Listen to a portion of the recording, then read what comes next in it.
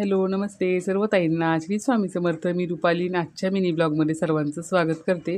तर प्रत्येक महिलेला वाटत असतं की आपण काही ना काहीतरी केलं पाहिजे, आपल्या घराला हातभार लावला पाहिजे. तर आणि आपल्या मुलांच्या शिक्षणासाठी थोडंफार आपल्याला हातभार लावावाच लागतो. आणि आत्ता पहिल्यासारखं राहिलेलं नाही की एकाचं जीवावर सगळं होऊ शकतं. त्यासाठी ना आपल्याला काही ना काहीतरी करायचं आहे. त्यासाठी मी तुम्हाला मी माझं हे घरगुती दुकान आहे.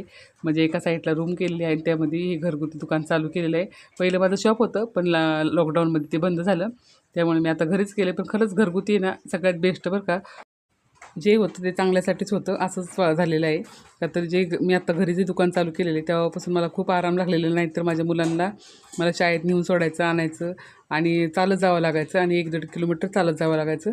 आणि ते माझं वाचलं. आणि कसं होतं दुकान बंद चालू करणं खूप अवघड होऊन गेलं. तर त्यासाठी आता घरीच चालू केलं. तर घरीच मला उलट सगळ्यात बेस्ट वाटते.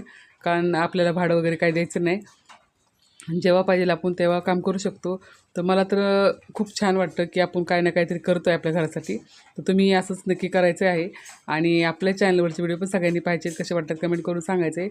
आणि हे सगळं हे शक्य फक्त स्वामींच्या आशीर्वादाने झालेलं आहे आणि माझ्या मिस्टरांच्या सपोर्टने झालेलं आहे.